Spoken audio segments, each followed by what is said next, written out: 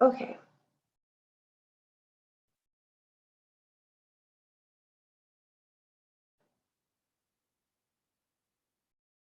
All right, perfect. Everything is also being live streamed on, oh gosh.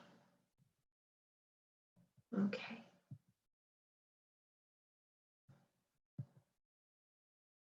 Okay. Okay. So let's begin the webinar. Thank you for joining. I am recording this, so if you'd like a copy of the recording, please feel free to email me. You both have my email, and I'll be happy to forward you a copy of the recording. Like I said, I didn't really prepare any notes for this because I feel like so much of it is within me, just based on years and years of doing inner work and also working with others. So I'm going to tap into what I've learned throughout the years and hopefully offer you some tools that are helpful on this ever unfolding spiritual inner development journey that we're all on. So I'll start with a personal angle, which is when I was beginning this, and every 10 minutes or so, I'm going to open the forum to questions. So when I was beginning this journey of self-healing, because obviously when I started doing this work, it was all for the purpose of working on myself. I didn't quite understand what I was stepping into. And of course, my higher self, my true self, my essence was guiding me. But I didn't quite understand the mechanisms and the fundamentals of how to navigate my body and like how to navigate myself as a three-dimensional earthly being through the really what I will confidently say massive shifts of, hi Dominique, welcome, massive shifts of energy that I was going through. And a lot of times when I was doing a session or when I was in class, it didn't seem, at the moment, it didn't seem like anything was happening. But years later, I learned that what was really happening in every single meditation, every healing class, every program that I took, all the things that I did for myself, what I learned is that in every single step, my energy, my frequency was shifting. And I go like this because it's just the way it's the way I understand it is we are slices of this pure essence that we call ki or chi or we are I am that I am. So we are a piece or we are a manifestation in physical form of this ever present energy, this spiritual energy, this vast consciousness, great spirit, God, source, whatever we want to call it. But what happens is that we, throughout our journey, we sort of get clogged up. Our pipes get clogged up. We get programmed with conditioning. We develop shadow sides in order to be accepted by society. And so when our higher self signals us, it's time to now begin that journey back to your true essence. So like I look at it like a circle a lot of times. Here we are, we're born, we are closer to our magnificence. And then we go through this journey of socialization and conditioning, and things happen that trigger ancestral trauma and past life trauma. And we go through this and we sort of kind of get in the middle. And for each of us, it's different. But for me, the big sort of signal from my higher self was at the age of 32, 33. Like basically the message was your paradigm, your identity needs to shift massively. You are now embarking on a new road. And then we kind of go back home, right? We come back to our true essence. But on the second half of this circle, as we are coming back to ourselves, there are shifts that are happening in energy. And each time you take a class, or each time you meditate, or you do inner work, the shift of energy is more towards your true essence. But as this is shifting up towards the purity of source, of your essence, of your truth, the body, and here's the body, struggles a lot of times because it needs to integrate and calibrate the shift. So tonight I want to offer you tools to hold yourself compassionately, lovingly as you shift, right? Because we are in the body, we are in the third dimension, we have daily lives, we have children and jobs and an earthly existence. And thank God, because it's truly beautiful to be on earth. And we want to be able to embody the gifts of healing or hold space for others to embody them here safely. We want to integrate it safely. And so this goes back to what a lot of yogi masters and a lot of spiritual masters, always Sufi masters, they say, on this path, embrace some teachers along the way. Not to the point of, and you know, if you've taken my classes, you know, I'm very much a proponent of us being in our own authentic energy and not accepting dominating guru energy who tells us we are not wise or healed if we're not in that codependent relationship. That's not what I'm talking about. But along the way, it's good to have some guidance as we integrate these shifts, right? So I'm going to bring it now down to just very pragmatic tools, pragmatic advice for how I would do it differently 12 years later. So when I started this journey, I was 32, and now I'm about to turn 45. So how would I do it differently when I, let's say, did a past life regression, or when I did a soul retrieval on myself, or I went through Reiki attunement, or I went through a meditation retreat or a yoga retreat. So let's bring it down to the nitty gritty, the practical. So for the body, right? For the body, here are some very basic recommendations. We are made of 70% water. And in order to support these, because the electromagnetic field around us shifts significantly when we do inner work.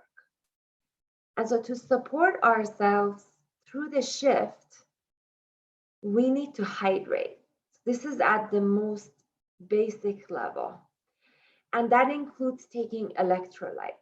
Now, some people cannot take electrolytes because they have high blood pressure and there's potassium and sodium.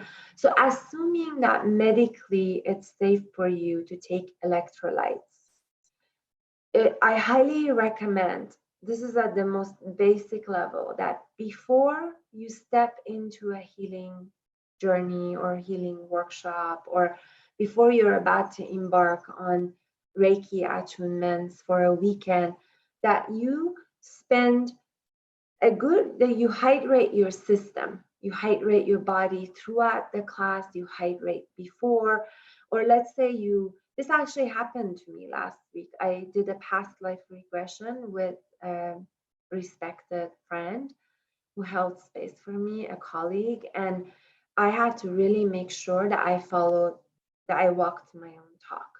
So hydration, right? Hydration is really, really important. And if you can take electrolytes, please support your system with electrolytes while you integrate the shifts. That's just at the most basic level. The way we eat has to change, because as your vibration shifts up, and maybe it's this way, I don't know, but I'll just say up as like my system. As you're shifting up towards the purity of source, your body needs pure nutrition. You need energy from vital foods, from whole foods. So the difference between a bag of chips and potatoes, there's a big difference, right? Like fresh potatoes and a bag of chips. So we have to support ourselves with vital foods, green foods, healthy foods, because foods have chi, they have vital essence. So the more you put those fresh foods inside of your system, as you're shifting in vibration, the more those foods, the chi, the ki, the essence of those foods are going to support you through the energetic shifts that you're making. Now, I'm not a fan of black and white eating or drinking. I have my little coffee every morning. I'll have my little glass of wine every week. And what I want to say is I always recommend that before you are about to embark on inner work, and the recommendations I'm making are, if you work with others, my invitation is that you educate them about what's happening to them as they embark on this journey of inner work. So another recommendation I have, just pragmatic, is lower your caffeine intake, particularly before a Reiki class or a healing class or inner workshop or session, and after. You don't have to cut it off, but I've had clients who come into sessions with lattes. Now, everyone has autonomy of choice. I can't force any client to not come in with a giant latte to a session. But when they call and they say, what do you recommend? I say, please lower your sugar and caffeine intake, right? That's key, because the body, our beautiful temple that's been with us all our life, needs that holding, that compassionate holding as you integrate the shifts. Another recommendation is calming the nervous system. This is very true that when we are going through a massive energetic shift, our nervous system gets discombobulated. So supporting our nervous system throughout the shifts is critical. Now, not everyone can take magnesium, but magnesium is calming to the nervous system. Rescue Remedy, which is flower essences by Dr. Bach. And again, like, please check all of this with your healthcare provider. Make sure it's okay with you before you take any of this. Rescue Remedy magnesium. Epsom salt, which you put in the bath, is magnesium. So it's calming to the nervous system. Oils like lavender, rose, drinking rose-based teas, like I'm drinking the rose tulsi tea. So tulsi is an herb, an Ayurvedic herb that calms the adrenals. So my recommendation is that you find an amazing homeopath that is your friend, a good homeopath or an acupuncturist, and you work with herbs that are safe for your system to keep your nervous system calm as you embark on this journey of inner work. So that's highly recommended. I also highly recommend acupuncture, calming acupuncture. And you can be very specific with your acupuncturist. You can say, I want a calming session to calm my nervous system, to calm my whole body. because there is this period of time after we do inner work where it's almost like our nervous system is firing and our body can be in pain and fatigue. We can get migraines. That's very real. We can be extremely fatigued. We can have flu-like symptoms. This has all happened to me. I did one, I never forget, my most profound soul retrieval session on me was done in dream time. A part of me came back.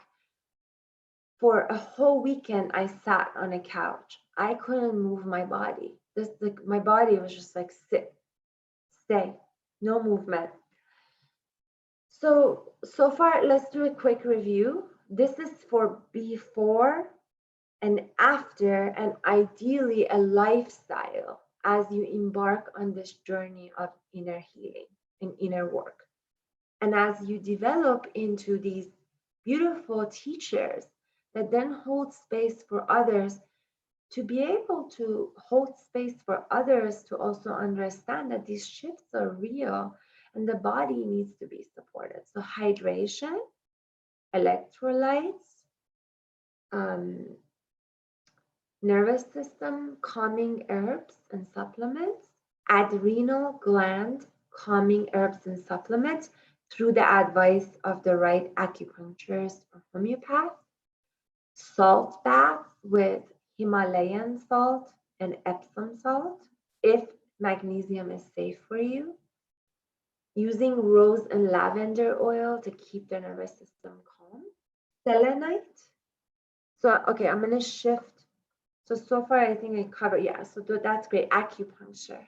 Acupuncture is incredible for calming the nervous system.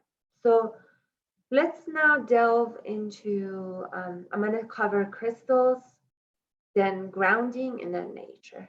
Okay, so we're going to embark now on another category.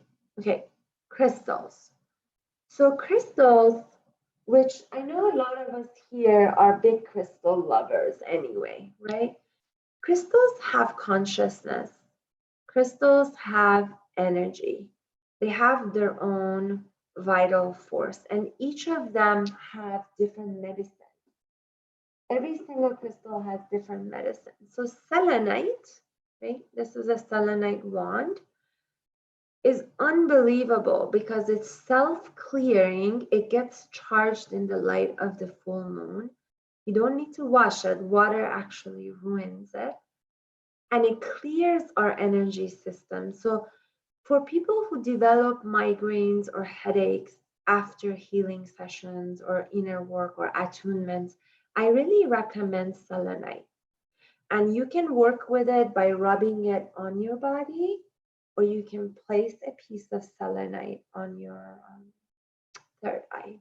Okay, so you can work with it this way, or you can place it on your third eye. So I highly recommend selenite. The black stones are grounding, and they also absorb negative energy. So most of them need to be cleansed regularly. My absolute medicine is shungite. Shungite is both grounding and clearing. So I recommend that you start embracing some of the dark crystals as well, like shungite or black tourmaline. You can meditate with them, you can wear them in the form of a bracelet. Shungite is also anti-electromagnetic radiation, which we're getting a lot of these days. So I'm going to just spell shungite here, S-H-U-N, shungite. So my recommendation is you begin to embrace some of these crystals to hold space for you as you shift your energy. So my a couple of crystals that I work with are selenite wands. I also love amber because amber repels also like lower vibrational energies and it takes away pain. So I really, really love amber and I always usually wear one. But it's different, like the right crystals will call you, but it's alive. Crystals are alive. So that's why they hold space for you when you're going through shifts. Okay, so, and if you have any specific questions with regard to crystals, we can address it later on in the webinar. Nature. Or should we cover movement first? Let's cover movement first. Movement. What I've witnessed in myself and in so many of my students and clients is in the beginning of the spiritual shift, the energetic shift, the body often goes into stagnation. It goes into, it wants to be heavy, wants to sit. We have to actually work against that. I'm not saying not to the point where like your body is like, please, like today you just really need to stay still. That's listening to your gut. That's not what I'm talking about. I'm talking about chronically being sedentary. The reason movement is critical is so imagine you're this beautiful constellation of channels of energy. And for lifetimes and for years and years, stagnation has built up. And now you begin on inner work and things begin to open. The channel begins to open, energies begin to come to surface. Movement complements a better release of this stuff that's coming up. It can be really overwhelming. Like you've gone, let's say you went through a heartbreak 10 years ago, and now you're beginning to open up, and it's just like grief just pouring. By the way, I walked all of the things that I'm talking about. So grief coming to surface, and it's ungrounding and overwhelming. Meanwhile, you have a life, you have a job, you have to run errands, you have to live an earthly existence. Movement helps the channel open. When you stretch your body, these heart channels, heart and lung, let's take the emotion of grief. So here's the lung channel, here's the heart channel. Let's say things are opening. The grief that I experienced from 20 years ago is coming to surface. The grief of my ancestors is breaking and coming to surface. Movement opens the meridians of the body. Movement grounds us into the earth, connects us to the heavens, opens these channels up so that these stagnant energies that we are allowing to come to surface can then release out.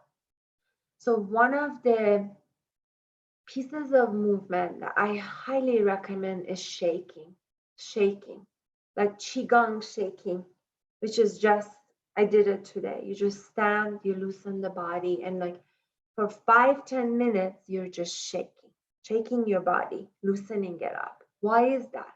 It lets things go. It opens your channels and it lets things release out. Running, exercise, yoga. Yoga has been my absolute lifesaver forever. I mean, I've become more serious about it lately, but I'll tell you, like, for instance, I'll just use this as an example. This week, I got so hit by the collective energy of United States. I felt so much grief and intensity. And I was taking a yin yoga class because I knew my body kept saying, don't move, sit, no movement. And I checked in with my gut and I said, no, I actually need to adopt mild movement. So my recommendation is gentle movement, like gentle yoga, therapeutic yoga, restorative yoga, qigong, walking meditation in the forest or in the neighborhood. So I checked in. I said, okay, I'm going to do a yin yoga. I know if you've ever taken yin yoga, you have to hold each pose 2 to 5 minutes. And I took a yin yoga class, and for the first 20 minutes, I just wanted to run away. I wanted to break out of my skin. I wanted to end the session. That's like the thing about Zoom. You can end the class, right? But I kept saying, no, breathe, stay. Because your yin is very grounding. So breathe and stay. What do you know? 35 minutes into the class, I started sobbing, like tears rolling out. I had a major release. So your gentle movement is very much supportive of our healing work, of our shift, of our internal shifts. Walking meditation in the forest. Again, I'll use an example. Years ago, I went to see a healer in San Rafael, and I was so ungrounded by this session. I think 90% of me was in another dimension and 10% of me here. I couldn't feel my body. It was frightening. It was a feeling I never ever want to go back to while I'm in the body. I love feeling my body. I love this temple that source is bestowed as a gift upon us. So I remember I opened a book, and it wasn't an accident, and it was a Native American book, and it said, go to the beach. This is an old Native American meditation. Go to the beach, face the north, lay on your belly on the sand, and ask the winds of the north and your ancestors to help restore you back. So basically, I'll tell you, the lower dantian, which is below the belly button, that's the point that's on the sand, and so is your whole body. And you're talking to Mother Earth, you're saying, bring me back. And it wasn't until I did that meditation and I went hiking that same weekend that I started feeling my body again. I never ever want to feel that way. And the practitioner that did this session for me did not support me through it. So this is like a lot of why I'm so passionate is from my own experiences. So don't underestimate the power of nature, the power of the forest and the trees and the grass. So for grounding, you can put your feet on grass, you can lay on the beach, you can put your palms on trees, you can stick your hands in soil, you can utilize crystals again, which are part of nature, and you can also use a grounding mat, although I recommend the natural version of it. So speaking of nature, let's talk about water, because water is also a conductor of energy. So utilize water. In its most simple form, you can work with water as the way Muslims do, that 5 times a day they will, before their prayers, they pour water over their face and they ask for cleansing, and they cleanse the hands with water. These are all ancient traditions that help in the cleansing of energy. So the way I saw, they call it wuzu, the way I saw it as a child is so different from the way I see it now, this whole act of using water. So whenever you want to tap into water, ask to step into the consciousness of water. And you can wash your face with it with intention, wash your arms with it. You can take a shower and ask the water. I do this all the time to wash away what is not yours, what is not good for you, what your soul is ready to release. Step into a river, swim in lakes, go into the ocean. I just swam in ice cold Oregon coast waters, and they are dangerous. Like the coast in Oregon is not safe. And I went right in and I felt so good, be it so that I was wearing a wetsuit. So bath, swimming, do it with intention. Connect with the consciousness of water and step into it with intention. Water will support you. Fire will support you. Air will support you. And so will the earth. Utilize the passages. We're so used to it, but if you were just to take a moment as you're integrating something and talk to the tree next to you and say, hold me, support me, help me stay grounded, they do it. They're intelligent and beautiful. So that's a little bit about nature. Okay, so we covered crystals, nature, movement. Qigong, mild Qigong is also very supportive of integration. I want to talk about essential oils as well. These are very pragmatic tips. Peppermint oil is a lifesaver because a lot of times the shifts are happening like in our skeletal system is shifting when we do inner work. So use peppermint oil and open up the senses. And it also helps get rid of that foggy brain thing, which happens a lot with integrating energy. Rest is really important. So getting ample sleep, like a good amount of sleep, and lowering time on social media and just closing the doors to stimulation. Now, a lot of what I'm talking about, you have to amplify after you do major inner work, or after you go to get attunement, or you go to a powerful healing session. I mean, it would be amazing if we adopt it as a lifestyle, but a lot of it we need to amplify, particularly after these classes and after retreats and sessions. So rest is really important. Sleeping is really important as we integrate shifts. Okay. Art and journaling. Art is really important. Expressive arts, dancing. Again, dancing is also coupled with movement. Music, drawing, journaling. It's an extension of the expression of what you're shifting within you. It's critical. All of that is in all of the arts are so supportive of these massive shifts that we go through as we shift vibration. Boundaries are really important. So now I'm going to a different topic. Pragmatically speaking, as you shift your energy, as you're getting back to your true self, right? You're coming home again. You change. You become more assertive. You start getting in touch with who you are, who your true essence is. The masks begin to come off. You begin to see who is beneficial to your life and what is beneficial to your life and who and what isn't or aren't. And saying no becomes important.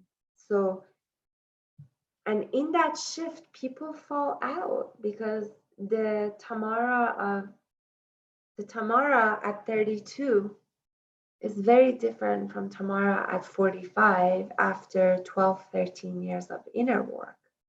Have people fallen?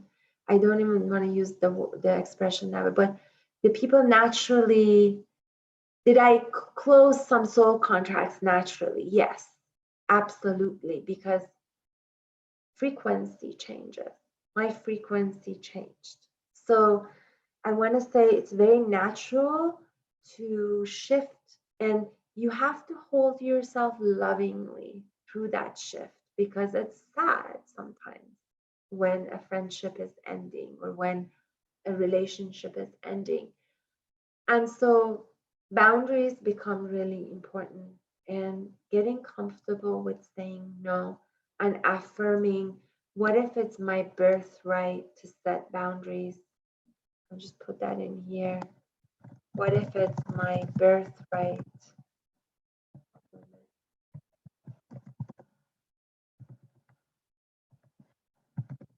Set boundaries, saying no, right? Just constantly affirming that it's okay, it's safe to say no.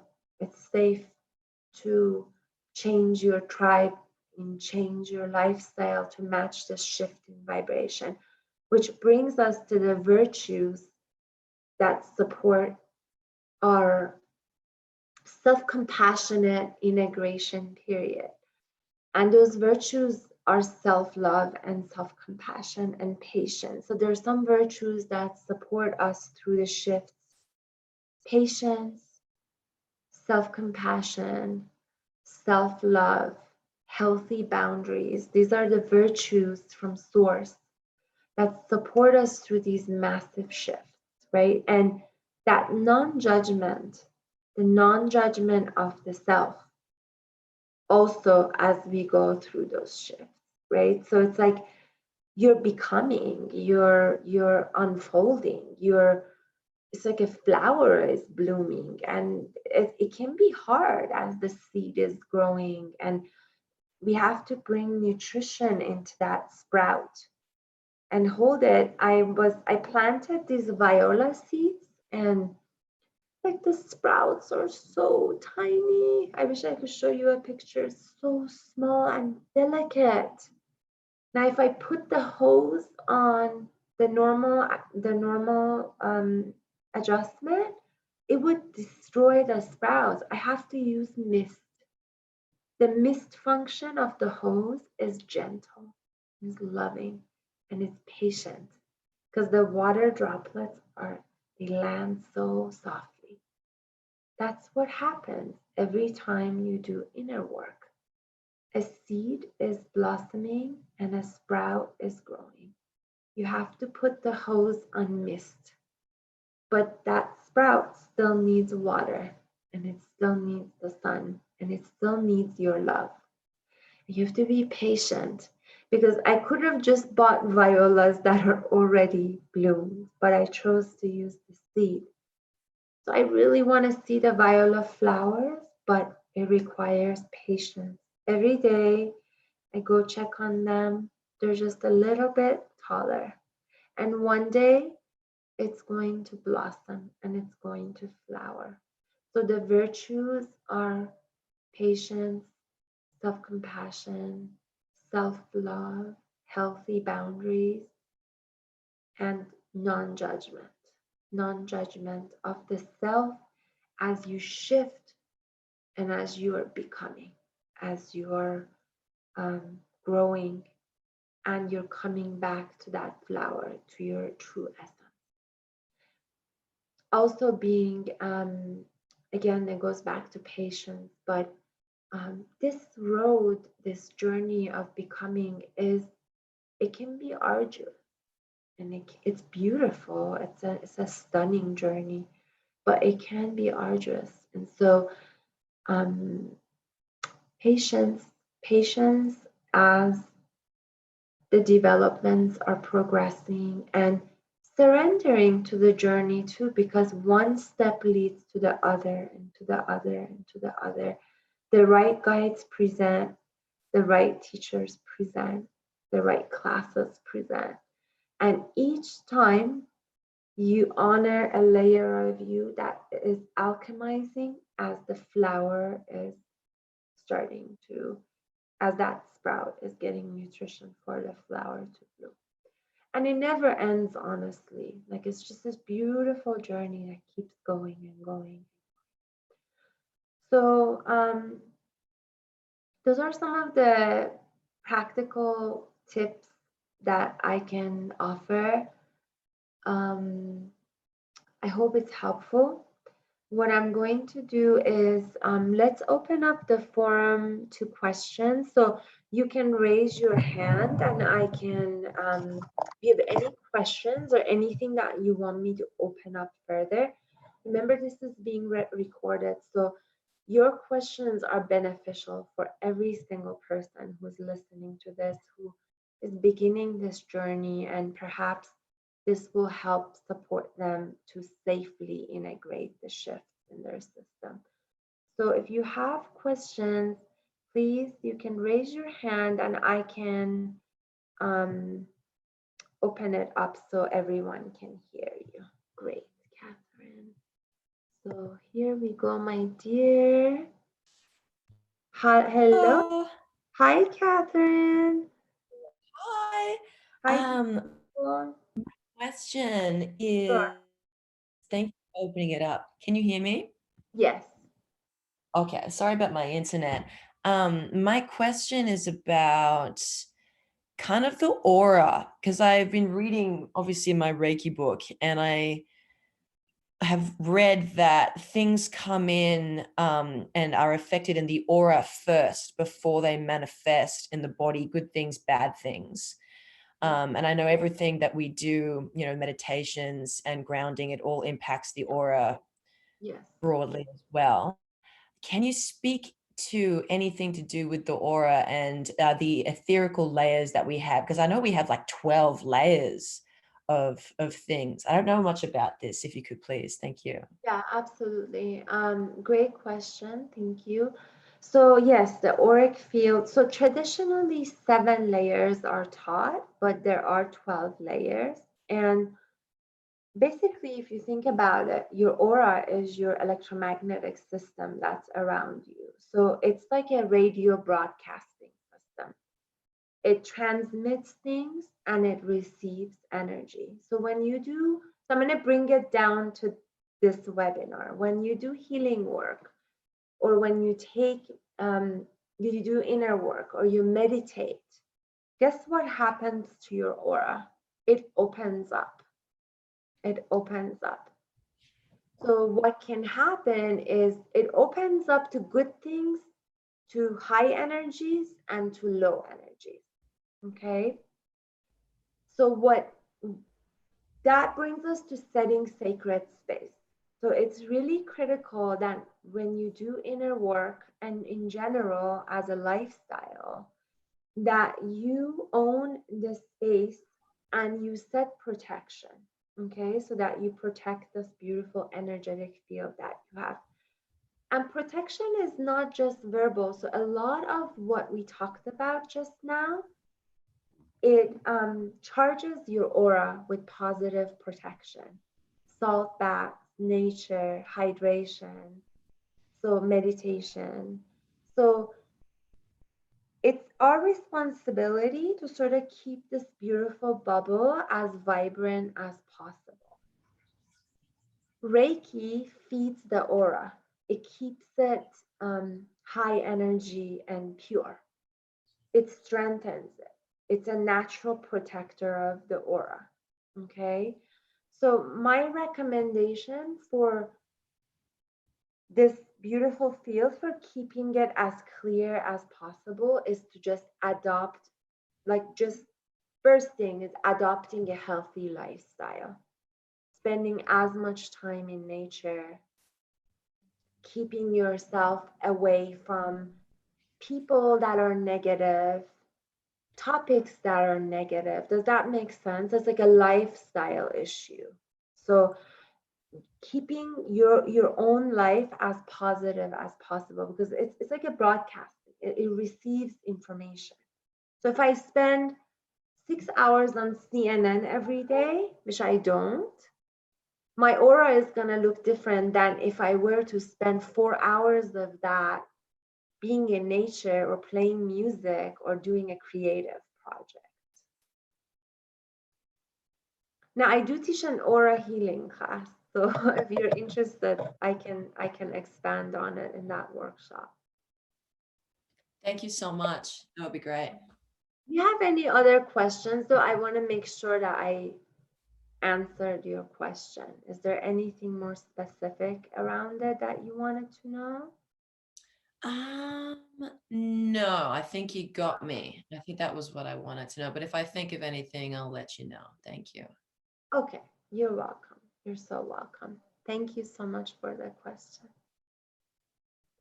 All right, does anyone else have any questions?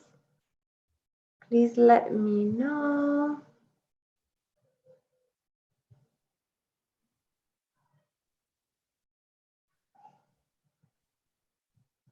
Okay. All right, I'll give it another moment, see if anyone else has any questions. Your questions are helpful to others as well who will be listening to this. Ooh, I might have another one. Sure. I learned that when you meditate, sometimes it's good to meditate next to or around other people, just like your partner or your children, because they also receive the benefits of sometimes the meditation that comes from your mind. That's why I say it's great to meditate in groups, because it amplifies the positive experience. So how do you think, can you recommend anything to help others around you in a way that, because some people, they're always like, oh, that's a bit airy fairy, or that's a bit hippie flippy when I talk about crystals or meditating and things like that. So what do you think for building up and supporting people around you that aren't necessarily on the same journey? You can always, this is what I've learned, because what we're taught ethically, which you learned in my Reiki class too, is that we have to always ask for permission when we send someone healing, like Reiki healing energy. We always ask for permission. But what I know in my heart is that you can always send unconditional love. So you can always extend like the light. Let's say you're meditating and you're in that beautiful healing light energy. You can always extend that energy to the members of your household. You can always share in unconditional love. So for instance, when I do, I don't know if you've been on some of my violet flame meditations. Like when I'm doing the meditation on Instagram, let's say, I visualize some of the flame going to my loved one. Or if I'm in Reiki, I just send unconditional love to them, right? So in that way, you can share the energy of unconditional love.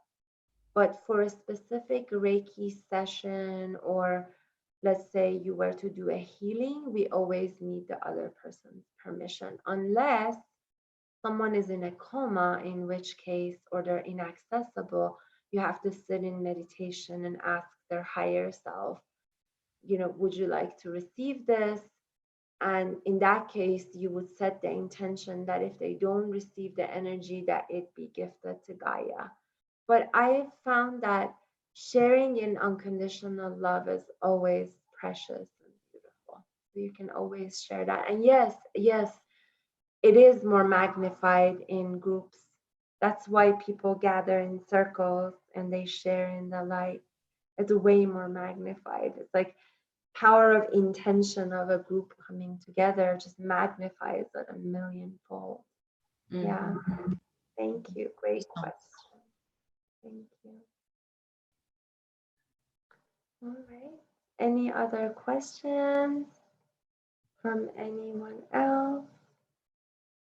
If you have any questions that you're not asking at the moment, but that it comes to you later, please go ahead and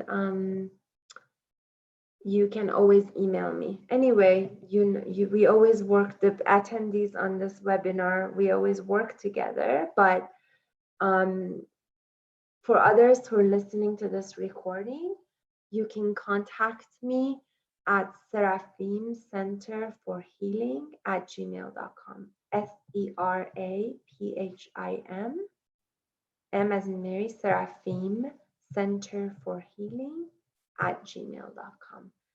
And if you have any questions, you can always ping me. All right. Okay, everyone. So I hope this was helpful to you. Catherine, do you have any feedback? Was this helpful to you? Super helpful. Thank you. What you said at the very beginning about the shifts that happened, because I know I love meditating and I know I feel like I'm doing the right thing, but I never thought of it that way, as in it all kind of banks up. And every time you do meditate, it adds to your vibration and to your frequency in a long-term kind of way. I never really thought about it like that. So that was great. Wonderful. Yeah. I'm really glad it was helpful. Thank you for your feedback. Thank you so much for your time. It's Derwood now. Hello, my dear. Everyone can hear you. Do you have any questions? Can you hear me now? Yes. No questions. I was just going to add to comments about meditating in groups, and I know I do sometimes, and I like when a group hits a spot that's really pleasing.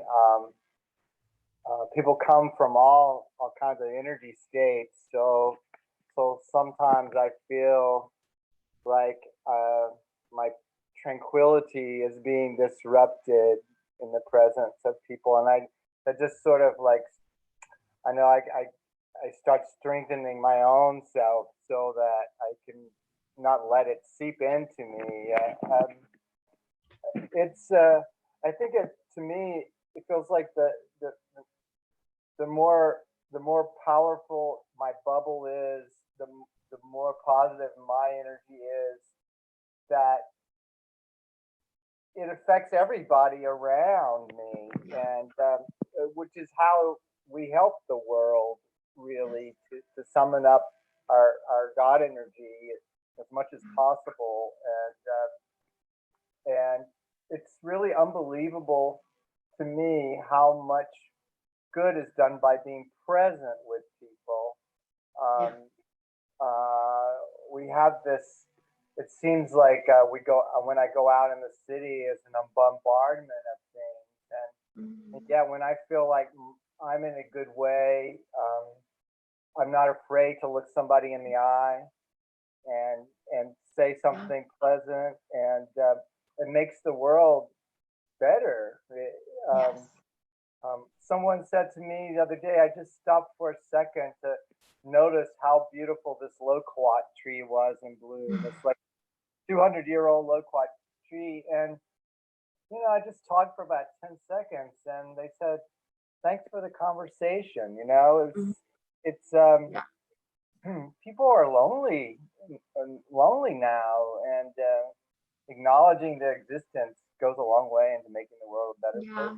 I agree with you. I think strengthening oneself, continuing on this journey with its bittersweet moments, it's really important, because every time you have the courage to do inner work, your field strengthens. And you're right, that's how we shift our environment.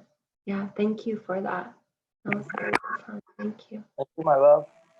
Thank you. So, what about, do you ladies have any questions? Let's see if anyone else has any questions. Okay. Right, everyone. Thank you so much for being here. I will be offering different kinds of webinars. Probably either a class or a webinar I'm going to present very soon is on programming and conditioning, which is a critical topic. So it'll either be in the form of a webinar or a class. So I'll be announcing that very soon. I really appreciate your presence here. Let's collectively set intention that those that need to hear these messages and who would benefit from these very simple but profound practices find this recording and benefit from it. Thank you so much. Lots of love. Namaste. Thank you. Bye, everyone. Good night. Good night. Right.